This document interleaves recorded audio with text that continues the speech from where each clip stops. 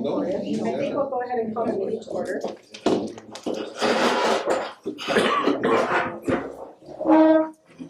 with the pledge of allegiance. I pledge allegiance To the flag of the United States of America and to the republic for which it stands, one nation, under God, indivisible, with liberty and justice for all. Thank you all for coming. I think Jen Burgos had a family emergency, so I did not believe she'll be in attendance tonight, and Mr. Leidinger is on his way, and so he will be joining us in probably around a half an hour or so. We are going to, normally we would open up our meeting with comments from visitors, but I think that we are going to have a change in the agenda to move something up earlier. So I think we'll go ahead and we'll hold the comments for just a few moments, because I think we may eliminate some of those, or some people may elect to not give some comments. And so if we want to go ahead and start with the approval of the agenda. So move. Motion by Don, is there a second?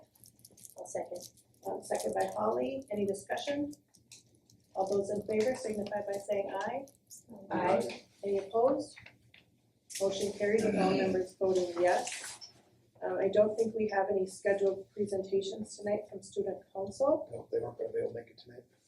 And then before we get to the audit, I would like to, I think we're gonna move up 8E3, which is the group Medicare insurance discussion on there. I think Mr. Sticker, you had an update on that? Yeah, I just wanted to share before we get going too far into this. The intent of looking at options have to do with looking at the entire group, with people that have recently retired or are going to be retiring, and looking at more affordable Medicare plans. Obviously, we haven't done a good job of communicating that with the people on the Gold plan, with many of you here. It was never an intent to try and pull anything over on you or to slide anything by. The research we've done shows that the optional plan we were going to propose is solid, is a good plan. Riverwood tells us it gets an A+ rating, but it's still not the Gold plan many of you are used to or are aware of. So my recommendation to the board would be, I think we need to continue to investigate and look into what our options are, but being with where we're at now and the fact that so many, you sitting here and others, didn't know it was coming or weren't able to attend the meeting when you're invited in, my recommendation to the board would be to table the change and stay with the Gold plan, and let's do some more research and get more people involved and see if making a change to a different plan is beneficial to the group. I feel there's too many questions. I feel like I've been answering questions since last week and I still get more coming, so I think there's too many unknowns for people on the Gold plan, and I'm not comfortable moving forward at this point. So are you saying, Dan, that we would continue with plan year 26 with the Gold, and then we would look at research it for 27 on the change? Yeah, for the following year, to see if it's something that would fit. Like I said, there's too many. I think we can answer all the questions, it's just, there's too many right now, and the time frame is tight. We do have until Wednesday to make the final determination, so I don't have time to meet with, to address all the concerns that we're continuing. We will have to go back and have another meeting, letting people that were at the meeting last week know that the option will be the Gold plan instead of the other one. And so the district is not allowed to have two plans, is that We're correct? not allowed to have two plans. Our group isn't big enough to do two plans. And so even though we've already signed a contract stating Yeah, that we wanted to switch, yes. we can rescind that, Until Wednesday of this week. okay? Because then that, go ahead, sorry. No, go ahead. So open enrollment would be just move back into the time period, or would it just, well, it probably would, well, there would be potential open enrollment, wouldn't there be? Open enrollment is through October or December 7th. Okay, so there's plenty of Yeah, time for that, especially, okay. Okay.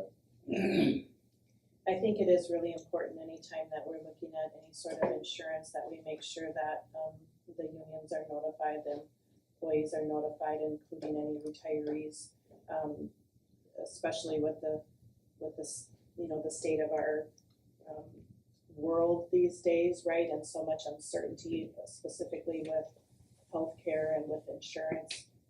We're all sort of uneasy about what tomorrow may bring.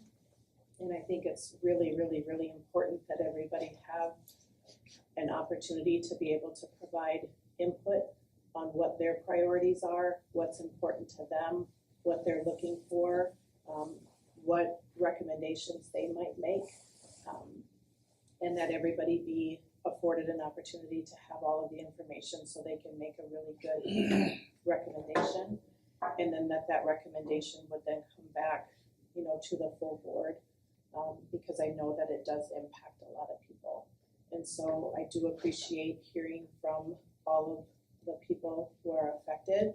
I think it really has made a difference that people have researched it and communicated it. And once again, Karen Hillman, I do really trust you as a insurance expert. You have for decades have really been a person who we really have leaned on and relied on for the decades that you worked here and the decades that you have been retired, and really you are my number one call anytime I have questions regarding health insurance. And so I want to thank you for really being interested, being an advocate on behalf of not only the employees, the retirees, but also the district as a whole. So we want to do what's right, and it is important that we as a district are looking at cost saving measures, right? I mean, we do want to always be diligently looking at cost saving measures, but we also need to make sure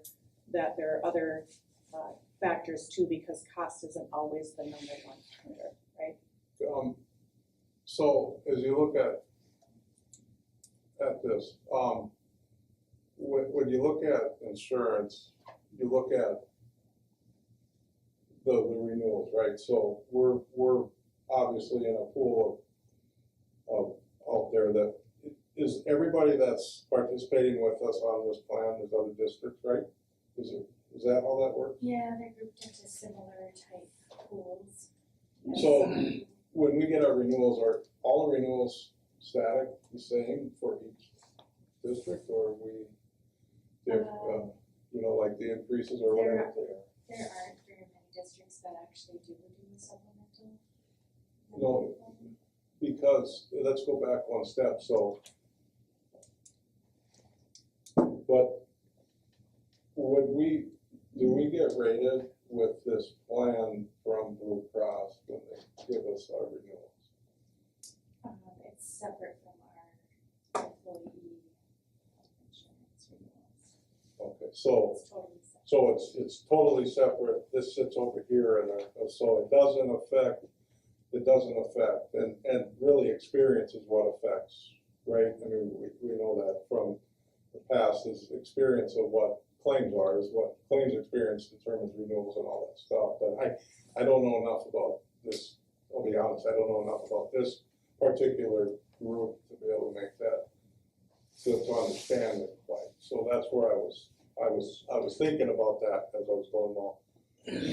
Why were the two plans put out, or was it apparently everybody had those, but the Advantage plan was less in dollars and things like that, and but probably for reasons too, so with Blue Cross. So it's always, I mean, I've spent some time in the business, it's always tough to get total answers out of carriers too. I mean, unless you really are good at it, it's hard to drill into carrier stuff with them. For whatever reason, it's just, they're a business, right? I mean, that's the way it is, so it's sometimes pretty difficult. Unless you have a lot of actual application of doing it, it takes a long time to get it. So, do we need a motion on that? I just have a question. So if you're gonna continue to look at this over the course of the next year, is there gonna be a team of people that are gonna be put together to review it? We'll get, what we've been doing is kind of troubleshooting questions coming our way and then reaching out to providers, reaching out to Riverwood, reaching out to come up with answers. So I see something similar to that. We have questions, group meetings or whatever, invite all retirees. It's such a small member group, I don't know why they wouldn't be included, or at least a few people that they want to get involved with, if they trust on it. I think, but not only be members of the gold plan, but members who, or retirees who aren't buying in or aren't able to afford the gold plan, just to get a whole, just get a group together and talk about the benefits and that's what we're looking to see what's best for a group. Mhm. And our group is bigger than the 12 or 13, no, what is it? 13, I think, 13 on the plan. Yeah, when you're talking about health insurance, Yeah, it's scary. it's a scary thing and it's very complicated and especially when you're talking about the supplemental plans that coincide with Medicare.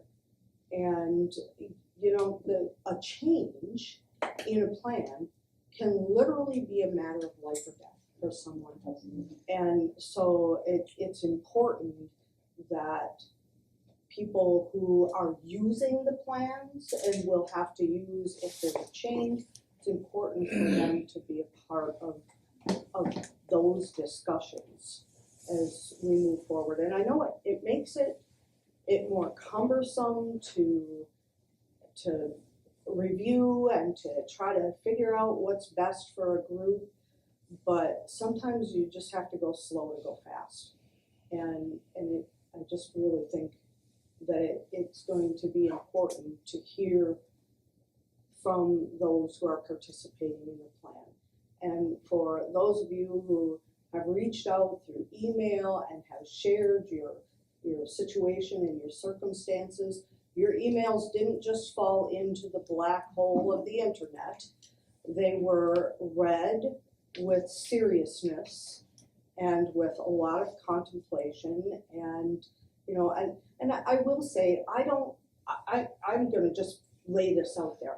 I don't think that the administration, Heather, Dan, whoever it may be, there was no ill intent. I don't think that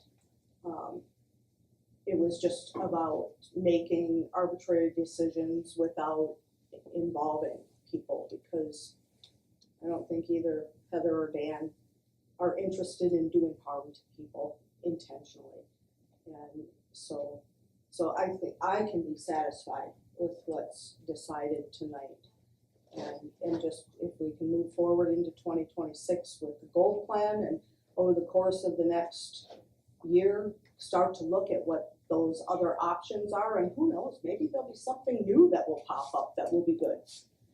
Or maybe there'll be some new laws, who knows? It might be that. There could be. And hopefully it's good stuff, not negative. So thank you to those of you who communicated. Do we need a motion? Yeah, I would like to have a motion to, I'll move.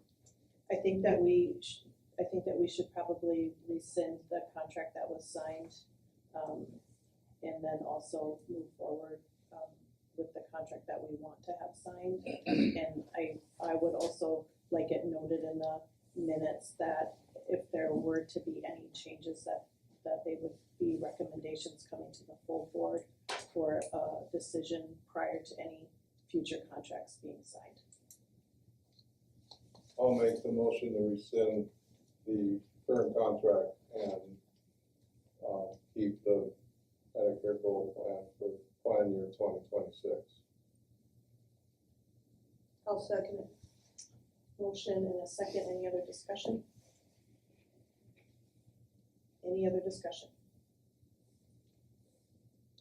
Last call for discussion. All those in favor signify by saying aye. Aye. Any opposed? Motion carries with all members voting yes. Now we will go back to the agenda. Are there any visitors who would like to address the board? Okay, I will take you in the order of that you signed up. So Mr. Lindgren, you are first. I signed up first. Fine. Yeah, just to introduce myself, I'm Roger Lindgren. I'm a proud retiree of the Aiken School District. And I taught elementary at Rippleside and also at Palisade. And I also served as media, library media director of Rippleside and the high school. So that was a great experience.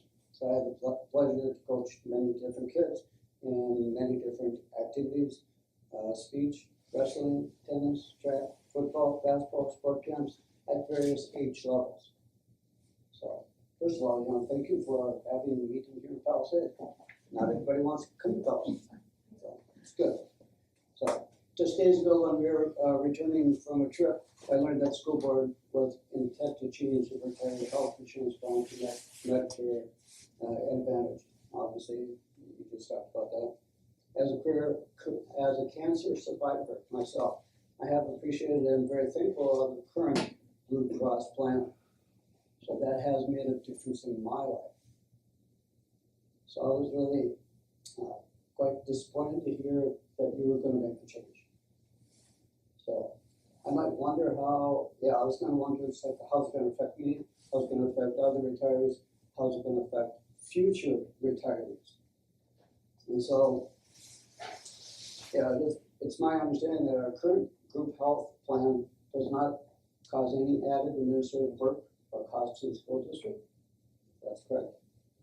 So then I used my library research skills. I thought, Medicare Advantage, this is what I found out. Medicare Advantage is especially limited in health coverage. When an individual experiences a health crisis, there is a limit on the how, on the who, on the when, and the where in providing the care. And I just read, which I actually, about an hour ago, I double-checked my information. UCare is dropping Medicare Advantage, and also Mayo Clinic is dropping most individuals with Medicare Advantage. I feel this signals a red flag that this is not a good health plan choice for other retirees now or even into the future.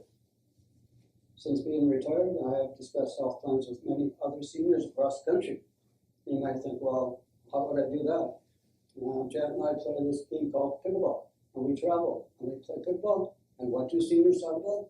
Their health. And it's like, what kind of plan are you in? What kind of plan are you in? And the preferred plan is Minnesota and Blue Cross. So that was always interesting when I found that out.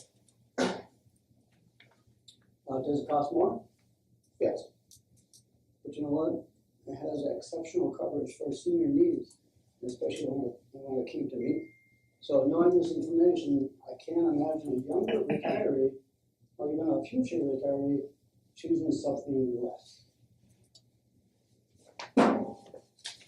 Thank you. Thank you. Karen? Well, first of all, I want to thank Dan for making that recommendation. You have no idea how I and all the others appreciate it, because we depend on that insurance. And I'm really serious. Ron, as far as utilization, our senior gold plan is utilized with all the other people have. It doesn't affect utilization of the school employees or anything. So it doesn't affect them, which usually a higher case would, and we are higher case, and so. That was a curiosity. Yeah, and I would like to be on that committee that looks at it. And we Then we would hold a committee, would have an insurance committee like you want. but Good answer.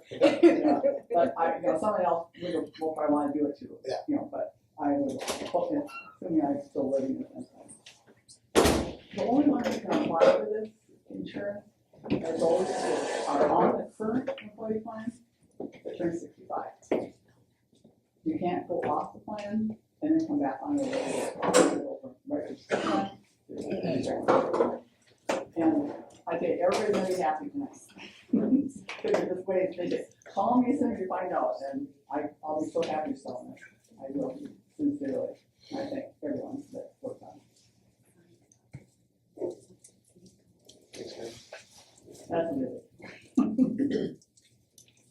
Janet, would you like to speak?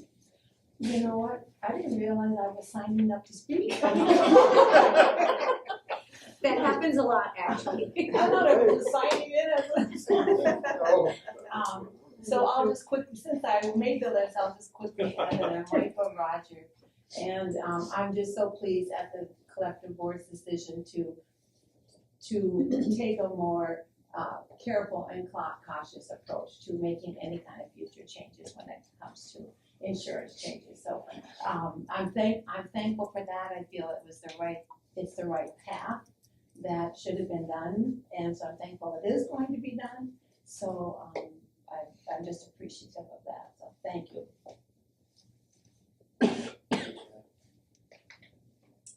Okay, CRM.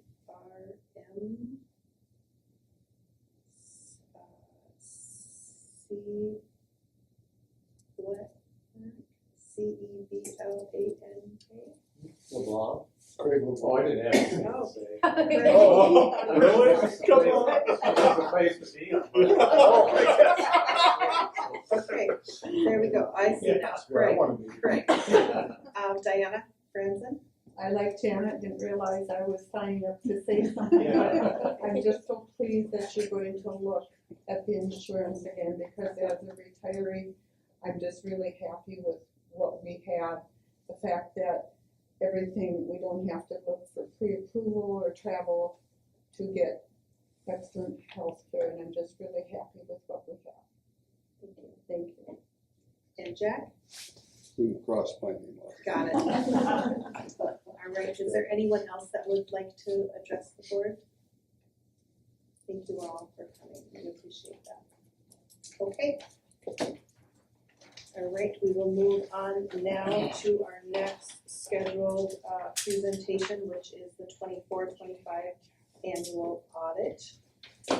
Mary Reedy for Clifton Allen. Clifton Larson Allen, sorry. Yep, it's shortened by CLA. Yes. We're getting there. So, You want to chair? no, I'm good. I should all day. Yeah. Right. So in front of you, you should have the PowerPoint that we always go over year to year. What's new is you just don't have the bound financial statements. Hopefully you got those in a draft email, whatever. Those will come at some point. Today we got the final information for the audit. However, you did spend over $750 of federal dollars in the administrative backlog. You don't have a 25 compliance supplement. So we can't issue that until they release it. I'll work hand in hand with Heather, make sure we meet all deadlines. There just may be a slight delay in that. But the final draft that Heather got sometime today, after we put OPEB in it, you guys can have that. Part of it, it'll stay draft. We don't expect any changes. Numbers are good, everything. We just have to wait for the administration to release that final piece. So we'll keep you updated as we go. So we'll go through the PowerPoint. Like I said, numbers should be pretty accurate in there, but feel free to stop me at any time if you have questions. The PowerPoint will give us some graphs, kind of where you're at, and then where you've been in the past. So page 2 there, we'll go over the required communication. So our primary responsibility as auditors is providing an opinion on the fairness of the financial statements. We don't test every transaction. We do some detail level transaction testing and some higher level comparisons. If anything looks out of the ordinary, then of course we dig further into those pieces. We do review the internal controls and compliance of the federal awards. So we did do that piece of it as well. Significant accounting policies, those are going to be outlined in note 1. A new standard implemented this year was GASB 101, so compensated absences. So in the past, you haven't had a large amount of comp abs because most of the time you don't pay those out, right? But GASB stated now that you have to look at what an employee will use out of their bank up until they leave. So now we do book an estimate. Nothing fund level, it goes all government wide. So general fund, food service, all of that is not affected. It's just a government. We did work with Heather to kind of come up with that. There is a restatement for it going forward. It should be comparable. Page 3, so within the document there are the management judgments and accounting estimates. One we just talked about, a few other special ed things like that. No disagreements with management when preparing the information. Page 4. No difficulties encountered during the audit. Heather and her team put us up front, like they wanna get rid of us or something. I don't know why. Better but- Wi-Fi. But very good, just able to help clear that off of her plate. Corrected and uncorrected, so we do pass on a few adjustments of it as it was a new standard a couple years ago. And then a few capital asset additions, all of them were immaterial overall, so we just went ahead and passed them on. Page 5 there, so brief summary of the audit results, the financial statements, we issued an unmodified or clean opinion. So highest level of assurance that us as auditors can give. 2 material weaknesses we talk about, segregation of duties, just obviously with the size of your district. We do recommend controls in place, those have been put in place to help mitigate that risk. We do prepare the bound financial statements, it's something we do every day. Heather does review those in detail to make sure she's in agreement with those. One did fall off of here, the adjusting journal entry finding is gone, so we're definitely cleaning up. And as you get information month to month, it's gonna be accurate, right? We're not coming in and making a bunch of changes. Uniform guidance, like I talked about, the single audit there, we did test child nutrition cluster. We did test to the draft supplement that's out, hopefully no major changes after that. Did have one significant deficiency, so finding over suspension and debarment. So you have to check all vendors that you're paying with federal dollars to make sure they're not on the suspended and debarred list from the Fed government. It's gotta be done before the first payment made. So we just couldn't document that on this, I think is one of those. We communicate that with Heather going forward, should be able to be done. Page 6, we did test minutes of legal compliance and had no findings noted there. Page 7, then we'll get into some of the numbers. So far left is 2025, going back to 2021 on the right. So revenues at about 6.6 million. If you go way down to the bottom, I put budget there for you as well. So budgeted revenues of 16.2, difference positive about 408,000 there. Expenditures at 17.4, budgeted for 16.2, so 1.3 million over. A piece of that that's included in other financing sources, so basically the net together is about 850,000 of a finance purchase agreement. So when you net those two together, you're actually fairly close on expenditures as well. Just skews it a little bit. So then when you look down at other financing sources and uses, you're about 910,000 over there. So that makes up for that difference. So net change in fund balance positive 211, budgeted for a gain of 147, so positive of 64,000 there. If you go back up to the unassigned fund balance, about 2.8 million there, up a little bit from last year. When you compare that to your total expenditures, you're at about 16%. Fund balance policy did change to be about 20, so you're making progress there, pretty close to your 20%. Your restricted fund balance did go up. It was 970,000 last year, up to 1.4 million there. You have some sitting in capital projects, operating capital, and LTFM, right? Some projects that you want to have controlling funding there. Okay, and then assigned fund balance went down slightly, just a few categories in there. Okay, page 8, food service fund. Again, down at the bottom is your budget to actual, so revenues at 888,000, budgeted for about 873,000. Expenditures close to 900,000, budgeted about 957,000 there. So overall, net change in fund balance, a loss of about 9,200, budgeted for a loss of 83,000 there. So really, when you look at your restricted fund balance, you did decrease that a little bit, 289,000. So overall, ending fund balance about 305,000. When you compare that to what you're allowed to hold per state policy, you're fine. If you're going to spend that money, try and spend it on fixed costs, right? Because it's a one-time spend down of fund balance. if you don't have revenue to sustain your, your fixed costs, right, your, salaries and wages, which can be year-over-year occurrence, then you're gonna drop year-over-year, right, and how do you make up that revenue? But if it's just a one-time food service, we're gonna implement, get some new kitchen equipment or tables or something like that, it's a one-time drawdown. So just be careful as you're, considering spending that money, that it's not on your fixed, food service costs where you don't have that revenue stream provided, to cover those costs. Okay, page 9, community service fund, revenues about $586,000, budgeted for $522,000, expenditures at $615,000, budgeted for $603,000. So overall, a loss of about $29,000, but you budgeted for a loss of about $82,000 there.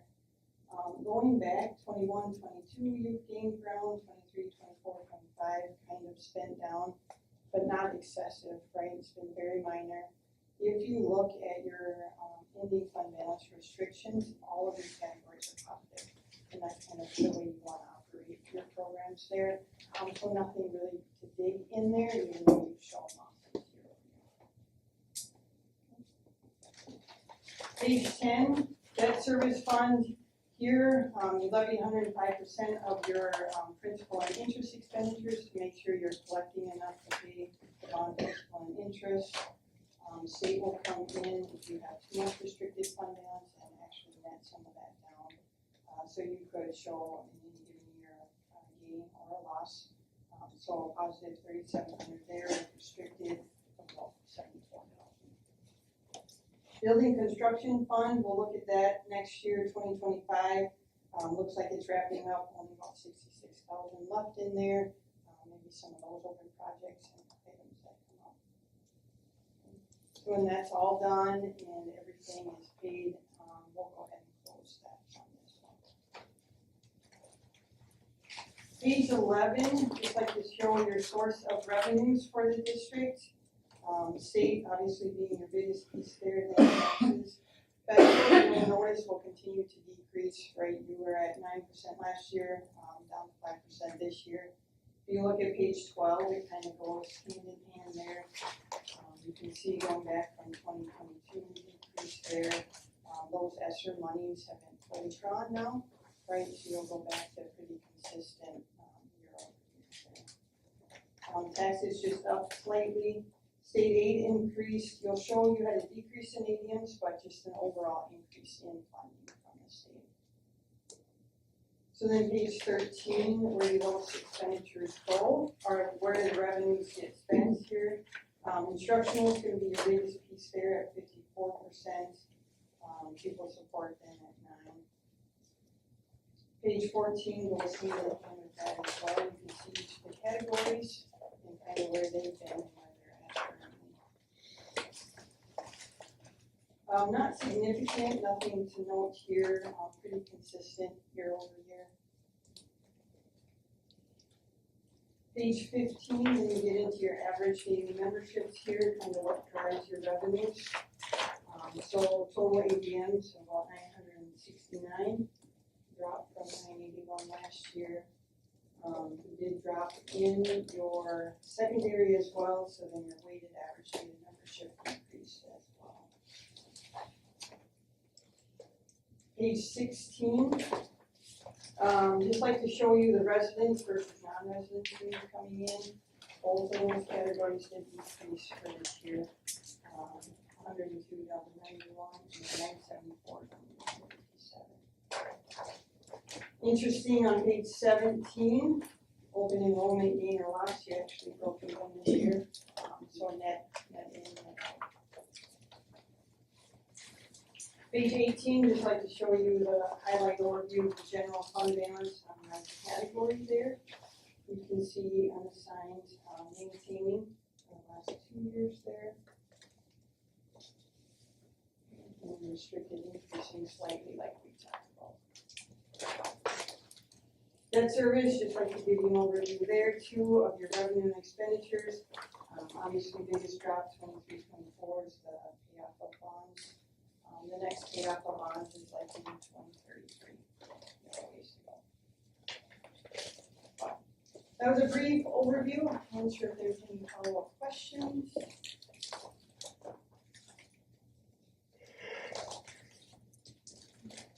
Anyone have any questions?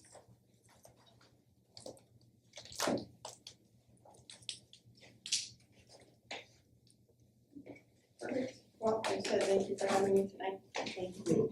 Thanks, Mary.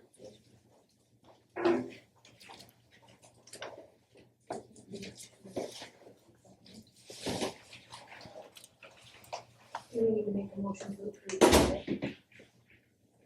Yes. I'll make the motion to approve the audit. Motion by Holly, is there a second? I'll second it. Second by Brian, any discussion?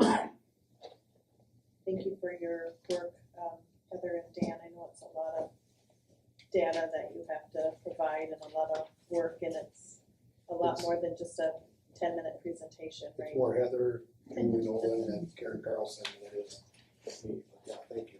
I'll pass that on. Thank you.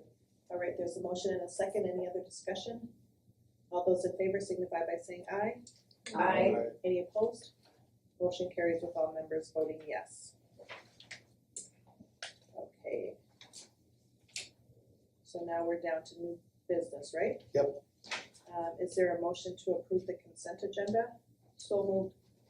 I'll Motion second. by Dawn, second by Holly. Any discussion? All those in favor signify by saying aye. Aye. Any opposed? And I will abstain due to a conflict of interest. Motion carries on that one. Okay, and that brings us down to 7B, discussion items, the referendum update. Yeah, just a couple of things that always go back and forth. I'll probably talk more on the superintendent update as well about this, but tomorrow's 2 weeks out from the election. Just talking to some people we met with the new county administrator last week. I'm scheduled to meet with the auxiliary tomorrow. Getting out there, having individual meetings. So Holly and Dawn have been at me with a couple of meetings. Holly was at the Rippleside for the Donuts with Grown Up and Family Fun Night. Lots of questions and information going out there. We've had just some information on the website on the weareaiken.org. In the last week, we had 322 visits. 303 of them are unique visitors, which means they come and look at one thing or one item. But overall, we had 537 page views. Most of our traffic is coming from direct. People are logging in the weareaiken.org, coming right to it, which is an indication that people know the sites there. 36% are coming from the social media. It's interesting, but not so much this week, but the geographic areas are Aiken, Garrison, Nisswa, Brainerd, are the top four. We've had a number of Minneapolis or some districts away. This week they didn't make it. And this past week, the top view was the plan. We had 160 people looking at the plan, 94 people looking into the voting page. So if you haven't been to the website, there's a lot of information there. Just want to share with the board and the community that people are accessing and getting information there. We've been sending people there. We've had a few questions that come up along the way. One has to do with the exits, the second, is there going to be a second exit? Well, Jeff, if you want to address some of that a little bit onto the property. Our plan is to have things come off 169, that'd be the main corridor in and out of the property. We've had some questions or concerns of people living down Street 405. Yeah, 405. Yeah, it's down coming in from the north of the property. So we've been back and forth with a couple of residents there answering questions. Yeah, I think folks in that neighborhood just north of your property, at least one or a couple of individuals are just wondering how much traffic is going through that neighborhood. Is there going to be a back road into their school? And is that going to be a primary access where we have buses going in and out and parent traffic or not? And all along, just as you're aware as board, the primary access is coming off of 169. Either us as a consulting team or Dan as superintendent, the ability to say for sure, never ever will we be running buses through that neighborhood. Nor can the board say that, because future boards might change that. So, right now, there is no intent of major bus and traffic go through there, as we know, as board members. But there is some, and we're assuring them that we're gonna have public information with the neighbors right in and around the area. We'll get into design and we get into site layouts and commit to doing those things, and just so the board's aware. But yeah, we've had emergency folks like fire departments say we want to make sure there's a second access into the property, which makes perfect sense, right? In addition, that's already the access that you currently have into the land that you purchased is the access from the north that went to the old farm site. So Will we plan on having it gated to stop consistent traffic? there'll be all kinds of options and things to talk about. That would be one option you could have, an automatic gate that if somebody that's authorized can go through there, push button type of thing, or have card access. Or we could put in speed bumps to control traffic. We could have camera systems stay out, or we also might have residents that say, hey, wait a minute, I want to have access that direction. Please do not gate that off. We don't have to drive around when we live right next to the school, right? So we can't just jump to conclusions based on one person's input or two people that might be.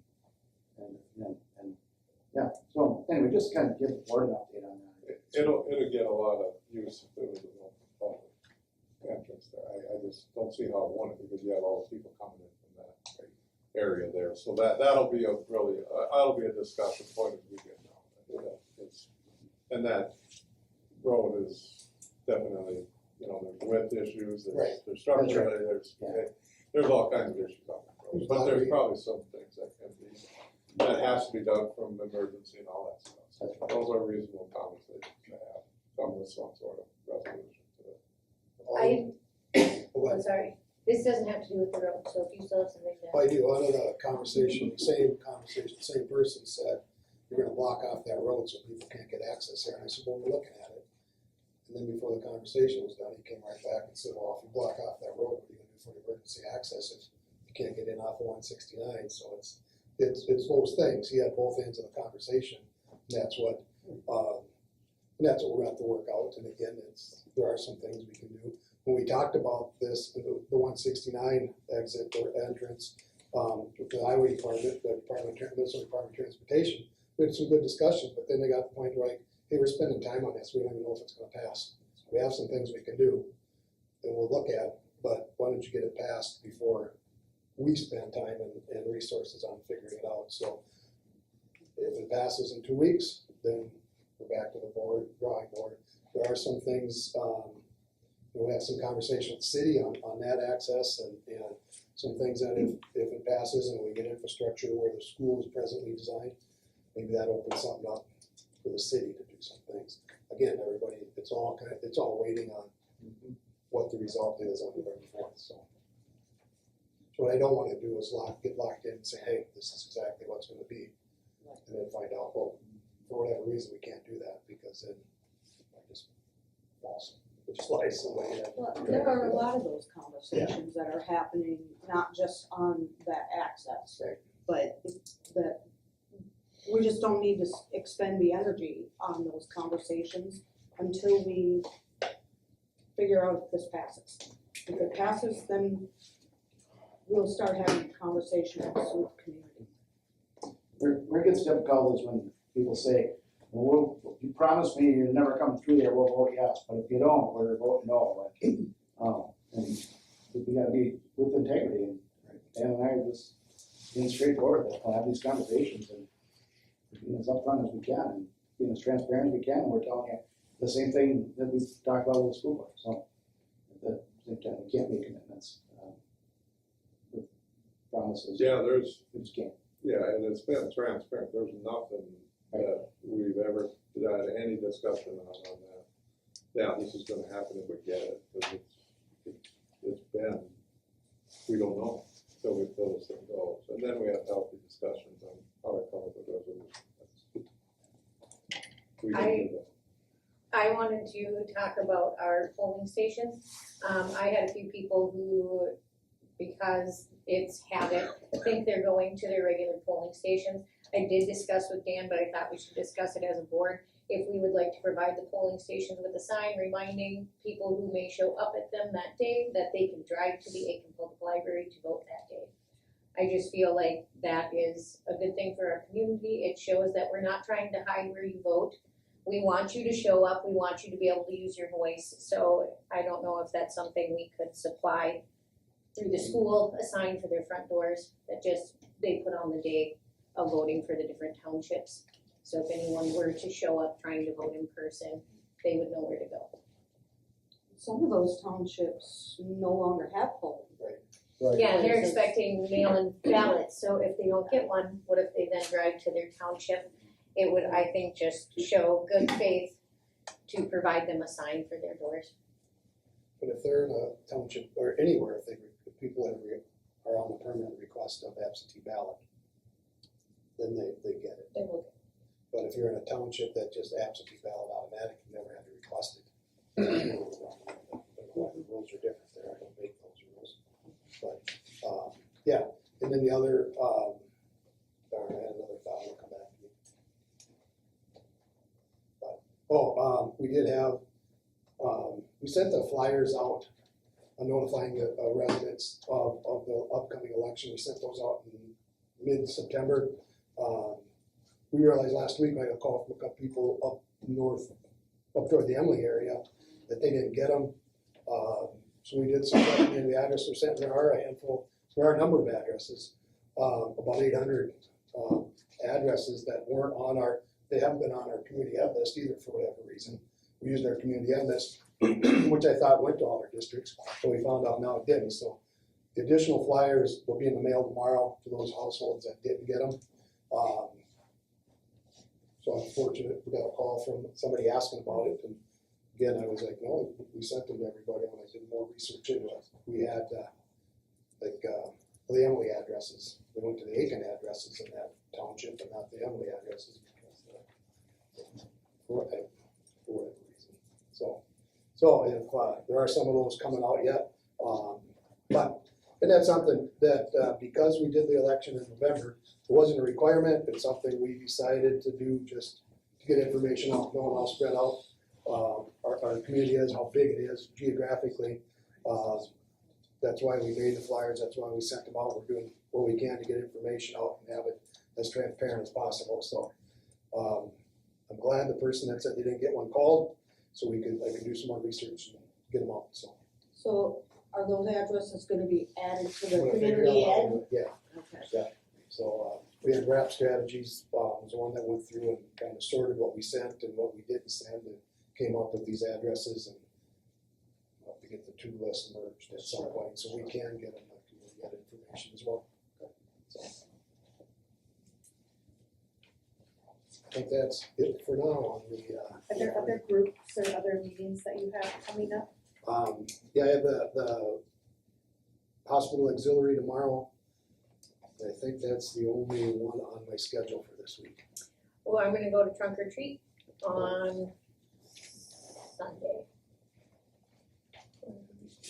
The Methodist Church trunk or treat on Sunday.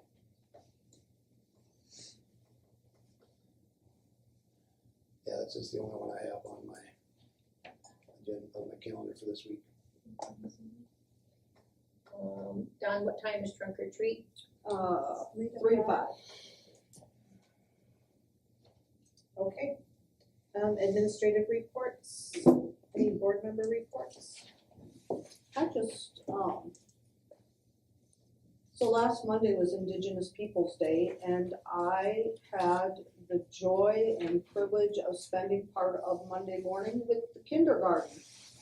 And it was, if you're ever looking for a reason to be reminded of why we do what we do, just go walk the halls of the school, because that will get you back in check real quick.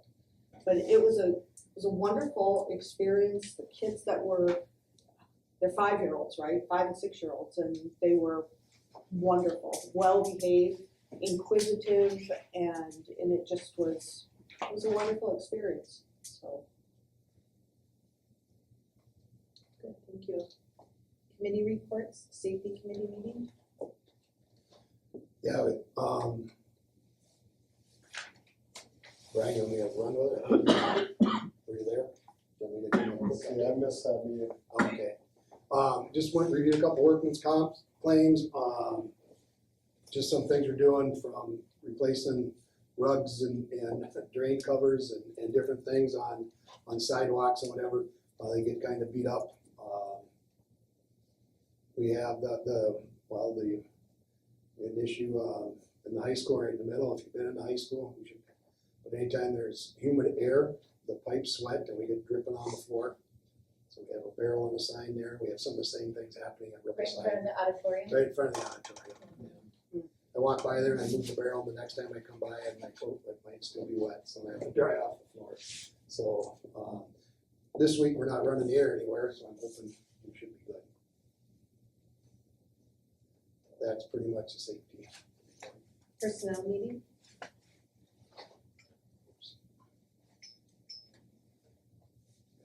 to it. Go ahead and run with it, Dan. I wasn't there. I was under anesthesia, so. Yeah, we should have had you there. You were. You want me to go, Brent? Go ahead. We have a couple hard to fill plate positions that we've been working on. Knock on wood, nearby. We did have a school nurse, began officially today. We're excited for that. We have a resignation the second week of school in our high school special ed. And Jason Hartshorn has agreed to take that on as a out of field placement, working in our special ed department. Mr. Paul Grams has stepped in and he's filling in on our math, in our college level math classes for Jake Mayer. We're hoping he's following him, but hoping he's on his way to recovering from many of his challenges. So Mr. Grams is subbing. Mr. Grams is to recognize the name. He was superintendent principal in McGregor. Thought he was going to retire and was retired for 9 days, and he saw that we had a need and contacted me. And I had forgotten that he had retired, and I forgot that he had taught math. So he contacted me on a Wednesday. We talked to him on Thursday. We brought him in on Monday. So fortunate for Mr. Graham to step in and looking at extracurricular, a number more approved tonight, but we just added a few positions tonight, and then we're still looking for some openings. We have, if anybody wants to drive bus or knows anybody wants to drive bus or type 3 vans, I'd say I'd give you a hug if you came forward. That might not be legal, so I won't, but I'll give you a fist bump or a high five if anybody wants to help us out there. So, it's always challenging, but I feel like some of those spots, but that's one Hugs are thing. legal, you just have to ask first. Okay. All right, so. Okay, egg meeting? I didn't make it either. Working me over here. The egg meeting was, they're a little disappointed. They had more people there. They wanted to do elections. They didn't feel like they had enough people there for elections. So he talked a little bit about how to get more people involved and so on. And our new egg instructor is Josh Fowler, a local kid. He's got a life science degree and he's working on getting the egg endorsement and getting what he needs there. Doing a nice job. It's nice, his family, he grew up on a farms in the area, has an understanding of what agriculture is like in Aiken County, has an understanding of biology and the background of plant and animal life. So he's doing well there. The FFA alumni and part of this egg committee, they do come in and they do a number of farmers will come in or ranchers will come in and talk about safety and health and safety in agriculture and on the farm, and talk about the safety. It is a dangerous occupation based on all the equipment and machinery and so on. So a lot going on there as well. Josh is literally drinking out of a fire hose, trying to keep up with it all there. But he's got a good attitude. He's a hard worker, smart kid. So he'll be fine. He'll be good. Okay, principals report, Mr. Doctor. Yeah, lots going on. Indigenous Peoples presentation that Dawn already mentioned, she was in. Rollins coming in as well with Dawn and another individual for 6th grade coming up. Thursday, Yeah. Dr. Science Days have been happening in kindergarten as well. Fire Prevention Week, October 6th through the 10th, so our classes were out. Aiken PD, or Fire Department was there. Students getting to run on fire trucks, teaching fire lessons, all the above.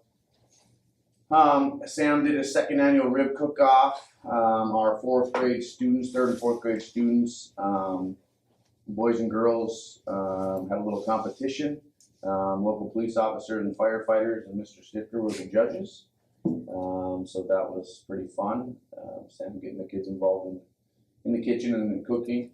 Book Buddy's been going on. Kindergarten community volunteers launched their Book Buddies program.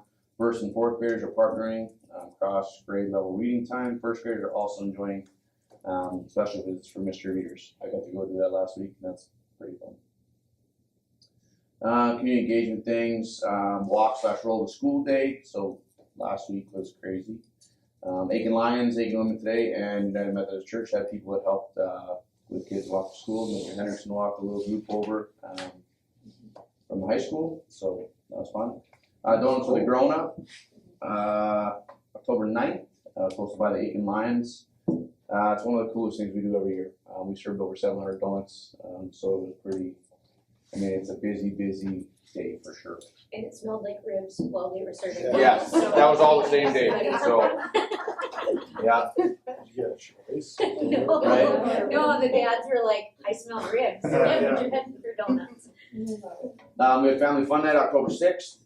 We actually had over 250 people RSVP. That's the most we've ever had since, I believe, ever for our Family Fun Night. So Dad, the magician on a mission, was there, but kids loved it. And it's kind of funny, mixes in some dry adult humor too, so they also don't get too bored. 2nd grade field trips, students visited Black Rock, Aiken Health Services, River's Edge. Just kind of fun getting to interact with different groups and especially age groups in the community. So, 6th grade had their annual Long Lake Conservation trip last week. Big thanks to all the employees out there. It's a great time. Kids have great experience. Student council elections are up. They're in the process of getting a new leadership team for the year. There's a dance on 5th and 6th graders this Thursday. PTO fundraisers, Rosalini's next week. So if you guys go into Rosalini's or get Rosalini's, they give it, if they say it's for Rippleside or whatever, they give a portion of the pros or of their sales back to Rippleside for our PTO, which is great. Lots of other things going on too. Staffing support, I feel like we're pretty good for staff right now. We're in the process of finding one more para. But we've had 2 new paraprofessionals join our team since the start of the year. And then we've been getting donations. Moose Lodge donated school and cleaning supplies, and then Knights of Columbus donated coats, pants, gloves, all the above for getting ready for winter. So, and I believe you guys were sent this too, so you can read more in depth. Brief overview. So. Lots of good things, thank you. Ms. DeMars. Yeah, like Andy said, it's been busy, super busy this, especially in October when we have homecoming. The student council decided this year to try a 1-day event with everything crammed into one day, and that went well. I think it was hot that day, so it was a little warm. So if it's hot again, we might talk to the fire department to see if they can bring a hose or something for water. But we had coordination in the morning, and then we had Ironman, which is juniors versus seniors, boys and volleyball. Then we had food trucks, and then they went over. We walked everybody over with police by the crosswalks to make sure everybody got across safely, and went over to the football field and did powder puff, and then came back, and everybody was pretty tired. But it was a good day. If it was a little cooler, I think the kids said if it was cooler, it would have been great. But it was nice to just get everybody there to see what was going on and participate, because A lot of times things are happening after school where a lot of kids don't have the transportation to get there. It was So it was- 83 that day, guys, just It so, was and warm. she says it was hot, it was hot. It was warm. I was the guy out there running with the whistle. Yeah. Yeah. It was warm. Sunburn hot. Yeah. Sunblock. On October 8th, the National Honor Society did their annual highway cleanup, and National Honor Society induction is on November 12th at 7:30 that night, in case anybody wants to come. All my first round evals are done, so I have 11 down and 30 some to go. No, not that many, but feels like it sometimes. So it's been fun to get into classrooms. That makes me get in there and do those, and then doing some walkthroughs. And Mr. Nordick's, Mrs. Boyd's STEM class, we have started a STEM class this year for 8th grade for their elective instead of some switches with some teachers moved around, and a lower section of three sections of 7th grade. We were able to adjust it. So Mr. Nordick is teaching a Fab Lab class this year, and Mrs. Boyd is teaching an 8th grade STEM class this year. So her STEM class, as we're learning about engineering design in the building process, and so they created bridges and cardboard shoes, and they're testing the bridge's durability. And I know Mrs. Boyd was talking about they made this bridge, this group of kids, and she's like, we have to go to the weight room and do this because I can't remember how many pounds, I think they had one that helped 35 pound weight on it, and Seems it like didn't break yet. popsicle So sticks, yeah, so it was fun to watch them. Mr. Nordick's Tech and Fab Lab class for the 7th graders, Adriana Mallard, created the winning design for the new Aiken Youth Community shirt. So that was fun. So his Tech and Fab Lab students took a part of her design and digitized it to get it ready for print. So they did a really good job with that. He also took his Tech and Fab Lab on a tour of Element to see what sort of technology and fabrication machines they have. The students were blown away that they have almost everything we have in our Fab Lab, and thanks to Joe Weisman for giving them the tour and helping set that up. And in the thing that was sent to you guys is the picture of Adriana's Youth Center shirt. Veterans program, we're working on that right now. And that will be November 11th at 9:30 in the morning. And I know Rippleside will have things Breakfast before and that. then pre-choir presentation, and then they go to the high school. Doing a parade or whatever. Yeah, we did at Veterans. They walk the halls, and the hall heroes are. And they kind of bring themselves over to the high school, and we kind of finish it off. Last year we started a competition, dress-up competition at Halloween with seniors versus staff. So this year we're doing juniors and seniors versus staff. So they have their theme, we have ours, and it's a secret until that day. And then the percentage of best dress gets a prize. So they're kind of all talking, what can we wear, what can we bring, what's considered a weapon, what's not. So If you're asking, it's considered a weapon. that's kind of what I say. If you have to ask, then it's probably a no. Homeroom reps meetings that we started in September, and so I meet with a group of kids, one from each homeroom classroom, and we meet once a month during lunch, and we talk about how we can make an impact on the school. And so this year, my 11th to 12th grade students really want to do a staff award, monthly award. They want to send out a list of staff, kids vote on it, but they have to say their why. And it's not the most popular vote, it's the why that matters to them. And so they're going to pick different reasons why throughout the year. So we're talking about what they will get as the prize. And so we might do a parking spot and a gift card or something. So that's something that we're working on. Parent conferences are Thursday night and Friday morning, virtual on Friday morning, in person on Thursday night. And that's on our school website if anybody needs it. First quarter is next Friday, Halloween already, so it's the end. Winter sports meeting is tomorrow night. Wednesday night, sorry, at 6 o'clock. And then there's different pictures of the college applications. So every October, colleges in Minnesota have free applications in October. And so Mrs. Sander and Mr. Miller worked together to make sure all the seniors fill out applications if they want to, and help them get those sent off. That's what I have. Can I just add some stuff on yeah. sports real quick? Just so I'm trying to copy everybody on an email of what's happening during the week. I apologize because as fast as I put it out, something changes. There's a time that changes or I miss something, so hopefully that it's a lot easier than looking at the calendars, I think. Just the amount of time I put in to try to put that thing together, how many times I changed. Also, so you know, football is tomorrow night. It is a 6 p.m. game. When we win that game, we will play on Saturday. When we win that game, then we will go to ESCO and play there, and I will send all that information out. These are section games, season passes don't. Season passes don't work, but we are live streaming, and we are on the radio tomorrow for that game as well. And then girls play Wednesday in Greenway. They're the 7 seed, they drew the 2 seed of Greenway, so we are at their event for that. And I'm trying desperately to keep everything away from Wednesdays, Dawn. I apologize. Hey, I mean, no, I know, I'm it just doesn't trying. bother me. Wednesdays are tough. It's when we did the sports meeting. I just don't have any other choices when we knew the district games, and you only have so long to get everybody in there and get them moving forward. There's only so many hours in a day and so many days in a week. And Wednesday's like the only night in those times when I don't have something scheduled. So to get why aren't we broadcast? Why doesn't the radio station broadcast our games more? because they only have 5 broadcasters and we have 7 schools in the area. So they make that choice. I am in negotiations with them, Roland, right now to do all of our games moving forward.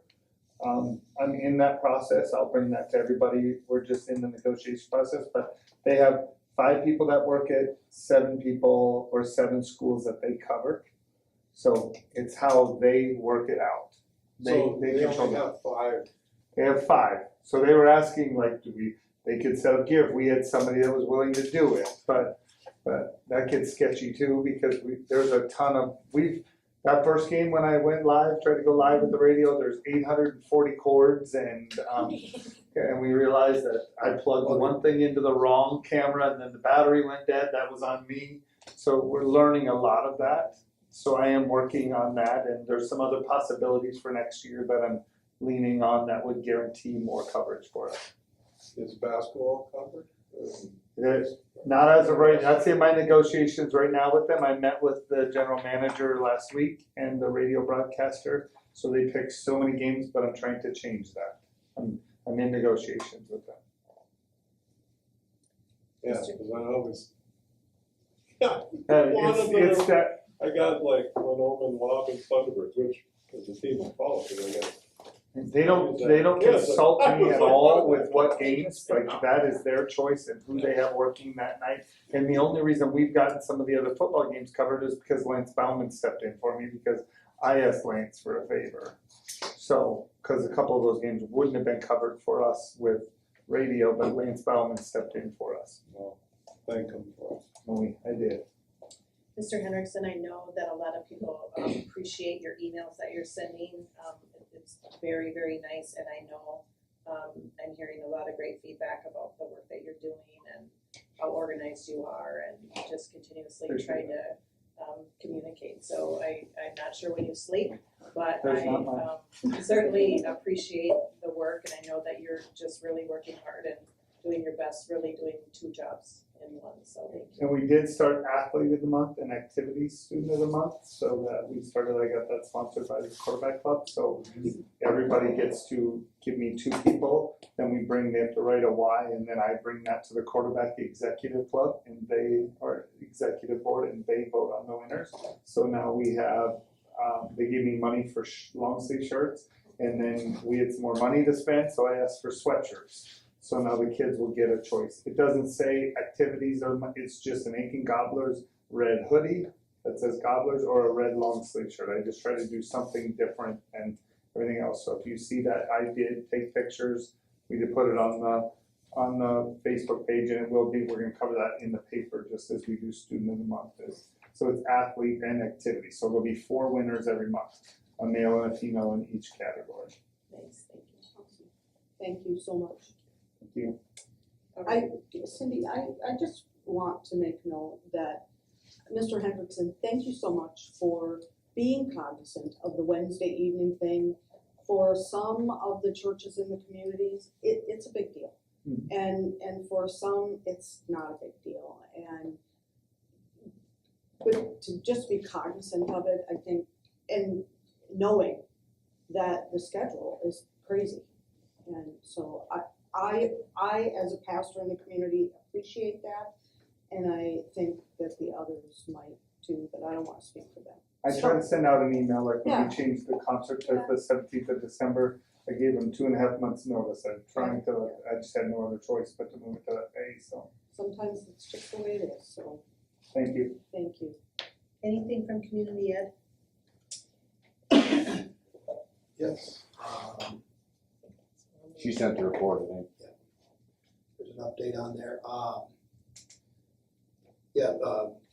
With never was able to make it out here with everything else going on in the family, but we had put some things in there, but we've added swimming lessons, CPR, there's Chanhassen Dinner Theater, going to Guys and Dolls. They're lining up, working on winter sports and all the activities from basketball, bowling, cheer squad, and so on. Lining up more adult classes, like from cooking to sourdough bread, barn quilt signs, indoor things like volleyball league, pickleball, basketball, walking at Rippleside when the weather gets chillier. Some of the highlights, Grand Friends meet and greets next week. That's always a cool thing. Lots of community members coming in and connecting with our third graders and the letter writing and all of the things that go on there. December 7th, the Vikings game against Washington Commanders. They're lining up a bus for that. Better Together is putting together a bingo event.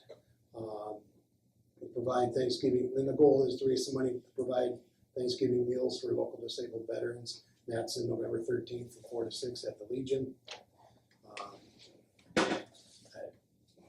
don't know, but grad class graduation or grad class sign up is already happening. So you get you got that going. I guess it is the end of the first quarter. And just want to know, kids clubs average about 20 kids a day before school and about 35 after school. So not as full as this year as it was last year, but it may be, as the year goes on, it may become more and more utilized as schedules fill up with all the different activities going on. So It's actually been okay because she's been struggling to find help.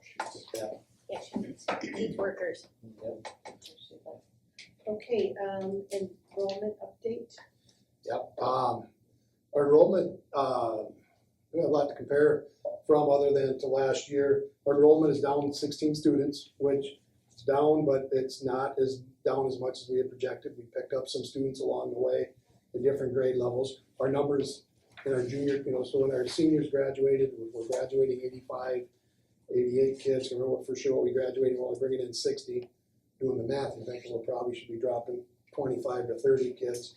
Our enrollment dropped 16, and we have some new students who have either come back from homeschool or maybe moved to the area or have just, for whatever reason, have decided to join us. So again, never happy with it being down, but it's good. We're up over 20 at Rippleside this year. Yeah. Like, and so that's what you're saying. And that's the deceiving number, that 16. Yeah, so, so that's a good thing.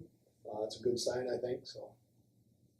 That's what I have for an enrollment. Yeah, that was an interesting point in the audit, that their open enrollment is the breaking even Yeah. with our. We've always been decline anywhere rate. from 0 to 10 on open enrollment in the plus. So we're just right at 0. We're as many leaving, go to school elsewhere, programs elsewhere as we have coming in. So, Okay, we already discussed the referendum, I don't think there's anything more with that, right? nope, I don't think so. We've discussed the group Medicare insurance discussion, right? So Yep. we're on to other, anything else? Can I, a couple things I want to steal with back to my report. I do want to, let's see where I put that. There is a MSBA delegate assembly putting together their legislation. And one of the things that's creates challenges has to do with PSEO and the PSEO statutes. So what MSBA delegates want is the board to make a motion and approve allowing MSBA or supporting an authority to create a supplement online course to reform Minnesota's post-secondary enrollment option statutes, to look at PSEO, post-secondary enrollment options, enrollment requirements, and district authority for post-secondary enrollment options. MSBA wants to get a legislative resolution, and they're asking school boards, I got this today, so I apologize for not being on there. Guess I'd like a board a motion and second that they would support the MSBA proposed legislative resolutions around PSEO. So this is going to help us with like the fact that we can't access these kids once they're enrolled there, we can't check on their status, like is it gonna Well, help I us think with it's that? taking a look at the whole thing, and not only that, it's, make sure we're apples to apples, from whether it's a PSEO class or a class we're offering. The challenge is we offer classes, and kids can take the class online, and some kids are doing that instead of taking the class in their buildings. And it's looking at those things as well. Just rewriting or just proposals, to address that, The so- system has a lot of holes in it, Yeah. so they're, but it's- I want to support this, I just hope they're trying to fill all our holes. Yeah. Because one of the things that people don't realize is once they enroll there, we can't access their grades, so if these kids start to fail, we don't know that until they're too far to Well, get see, them. CLC, a little bit of credit, they've now begun working with us, giving us, I think it's one check a quarter. They give us a progress report on all the kids now. Yeah. I think we just got that last week. Yeah, I think it's once a quarter. Progress report, yeah, it's mid-quarter. And by statute, now when I pull grades, they have to give me their own grades, the kids have to produce their grades. So there are some things changing. I think the CLC thing is, I don't think that's, where they're sharing grades, I don't think that's across all PSEO, schools, colleges. So, I hope they address the grade point requirements. We used to be, PSEO was just, straight A students did it, that was it. Is that very per school, or is that Well, a it's state statute. statute? It's a statute. So I don't have an issue with reopening up and looking at all of the PSEO statute. But I'm not real comfortable to just give a blanket motion to MSBA that says, because we have nothing in front of us as to what they are proposing. And I would like to see what they're proposing before we go off and approve it. And because that matters. I've worked a lot of years with the PSEO program. I think that we got it in our email. It would have come to your personal email, I believe, because that's what we usually are signed up for MSBA. They sent it, I think, last week along with the voting for delegates and some other things that were in their series of emails last week. So I think you will be able to. Do we need it tonight, Dan, or can we do it at the next meeting? I believe they wanted it tonight, that's why, or in October, so I can put it together, but I don't want anybody to vote if they're not comfortable, and I get that it's short notice. If they haven't been looking for it. I read it, I didn't read the whole thing, it was fairly long, but I did read what their process was. I was comfortable with it just because I think MSBA doesn't go out and fight battles that hurt us usually. They're very good about setting up our policies to work in the favor of the districts, and the PSEO system is taking advantage in multiple areas from our school districts right now. So I would be comfortable making that motion. Well, I've heard a lot of complaining around the state about PSEO. And PSEO was established to be an amazing programs. It had guidelines, and it was never intended to compete with local school districts. Sure. And so I just, and I've heard, and it kind of irritates me when I hear it, to be honest with you, about how the programs aren't as rigorous as, or the classes aren't as rigorous as what high school classes are. That's because they're not high school classes. And what the deal is that high school classes have all kinds of benchmarks and things that have to be met. And college classes are accredited. And if they were not quality classes that students were learning the things that they needed to learn, the classes in the college would not be accredited. But I'm not here to fight for the college, I'm here to fight for our high school, and we are losing kids to these classes when we are offering apples to apples classes within our district. That doesn't make sense to me. I'm not here to defend the college, they have their whole own thing for that. I think this is great because we need to, as a high school system, start pushing back against that PSEO system, or we might as well just stop at 10th grade. Well, like Well, Brian. Like we're, I think they can coexist together. I they think can, but They they're just not. need, they just need, The colleges have lower standards, the colleges love this current system, and they're gonna fight it tooth and nail to keep it as it is, because it benefits them immensely. We're paying for classes that have, the students can be taking it at Aiken with a lot more rigor to them. Instead, they're taking them online, they're easier. They've lowered the requirements to be able to enroll in Used to be 3.5 years ago, 3.5 is a junior and 3.0 is a senior. Now it's just too, 2.5, I think. And organized leaders over 4. Right. well, and we're forced into online classes from students. I mean, it's not like they're not getting their options, but I do believe that Well, we there's- should be fighting for, There are some places where kids have interests or career goals and we just don't offer the class, so, yes, and that's not necessarily the problem. but they're accessing a large portion of our budget by taking classes, kids to classes that we are already providing an instructor for. So I truly think we should pass this motion. I won't vote for it without it in front of me, where I can see it and know what I'm voting on. At this point, I don't even know what I'm voting on, even if I try to I can't. find it in here either. Would we still be within the time, Dan, if we put that on the agenda for November 7th? The last MSBA email I got, I didn't see it. Maybe I missed it. I'll see if I get a response here from. I was trying to look to see when the emails came through. I will obviously need to abstain because I have a conflict with working Yeah, for I got the those two. state colleges and universities. By the way, you're all bashing right now. Certainly, yeah, that's why my kids go to North Dakota to school.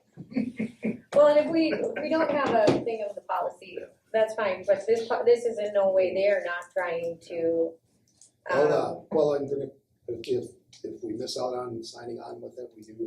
And if we can do it in November, I'll bring it back and we have more of a polished resolution for you. Another thing, and this I thought of when Andy was talking, changing gears on you if I can. Jamie Cagle, is that right? The Care 11 meteorologist? Yeah, sorry, I didn't put that in there yet. So he came and visited Last a number of classes, and I knew he was there, but kind of the cool thing of doing this is that my grandson, who's a kindergartner, we had him overnight, started talking about clouds and pointing out, talking about clouds. Didn't think anything of it, and then I didn't put two and two together, and then Rippleside shared the post of the kindergartners. So then brought him over, he pointed this picture, and then he went into a whole nother kindergarten explanation of clouds. It sounded pretty legit as far as. So all the specialists So, I thought that, that was, when we talk about the impact of having things like this, and Jamie's got a connection somehow related to Julie Nolan, I think there's some other connections in the community. And then that night, watching Care 11 News, they had a picture of Rippleside classes on it. So we wonder sometimes, do these things click with kids? And as a grandpa, I got to see it did with my grandson. So. and that's actually, all of our kids got to experience it that day, from my understanding. I was in for a few of them, but like all the specialists were in the media center. And so it was during that specialist time they got to experience him. So it was really cool. So what you're saying, you got outsmarted by kindergarten? Well, yeah, it was just kind of, Yeah, that's good. where did that come? Doesn't take. Are you smarter than a kindergarten? Yeah. Yes. Well, But it was kind of neat, kind of wondering where it all came from, and then it came back to that. Couple of things too. Jeff, if you want to jump in, we're asked and I was asked a couple times today, what are the next steps if the referendum doesn't pass? And he said, asked if I was done, I guess I wasn't, but you wanna, Yeah, so your next steps, if you do pass, one would be to finalize the agreements with the IRB for your $5 million grant. And they're actually excited for you and hoping that you are able to access those dollars. Our understanding, you get that money over a 2-year period, 2.5 million first year, 2.5 million the second year. Then also continue with the bond sale, the sale of general obligation bonds that are authorized on your behalf by the voters. I'll start your design process and so forth as quickly as you possibly can. Site work, analyzing wetlands and soil borings and all those types of things. Really things you want to jump on as quickly as you can, along with surveying, site survey work and all of that kind of work. Finalizing a project design committee and oversight committee. An oversight committee is usually a superintendent, a board member, a business manager, really kind of honing in on the day-to-day construction activities on a weekly or bi-monthly basis. And then a design committee made up of community members and some staff and teachers to help design and lay out the building through the design process. And then let's see, and communication, continue with communication. If there's something we hear everywhere we go is people are appreciative of the communication that the district's been doing. Maybe on those lines, I'll just make a couple comments. I've been involved with the Aiken District a long time. The cooperation that you have, and you guys, a testament to you and the county and the school, the hospital, and the city. My gosh, it's night and day different than it was 11, 12 years ago. Fantastic, right? And so there's a lot of folks really working together, and it shows, it makes a difference. Comments, the meetings that we've had with the city leaders and the county leaders, they're helping get the word out about the tax incentives and rebates, and that information that's on our website. In fact, we'll be posting some of that. If you haven't already heard coffee with the county, video from your school superintendent, with Mark Jeffers. So awesome. Dan did a fantastic job. The amount of community meetings that we've been having, and I can't think of them all. Dan's running ragged, so I just gotta tell you, the different communications and meetings, things have been going really well. I'll tell you, you guys obviously were aware that frequently asked questions get updated every week. The most recent frequently asked questions are about question 2. You've probably seen the new rendering that was put together by our architectural team, and then people asking about access for community use of that facility. So we've moved on from people asking a lot of questions about the first ballot question to now more so on the second ballot question. We haven't got a lot of new questions that we haven't already had posted in quite a while. Next step, if it fails, back to drawing board, right? And so I'll get some tough discussions if it goes the opposite way. So, you'll be certifying your election results, I believe, at your November 7th board meeting. We'll be prepared to rock and roll and go fast. Time is money for school districts, right? When you're looking at $70 million investment every day, it's a big deal. Time's against you. So you want to continue to move as quickly as you can with taxpayer dollars and do it carefully and wisely. Thank you for all of your diligent work on this. I know you guys have really made us a priority and have been so responsive and so helpful, and just really appreciate it. So yeah, thank you. Anything else, Dan? no, I think I'm at the end of my list. We're hopeful. Yeah, we haven't voted, get out and vote. Okay, upcoming meetings, November 7th, special school board meeting. We hope that we have great big smiles at that meeting, right? That's at 7:30 a.m. November 17th, the regular school board meeting at 6:30 p.m. November 29th, the personnel committee meeting 3:45. December 15th is the truth and taxation meeting, followed by the regular school board meeting. That will start at 6 p.m. in the high school media center. Now we are going to actually close this meeting to the public because we have to talk about labor negotiation strategies, so it'll be closed to the public. We do anticipate that when we open the meeting, we'll be immediately adjourned, so we don't anticipate doing any other school business once we open it, and just immediately adjourn for the evening. So thank you again for everyone who came.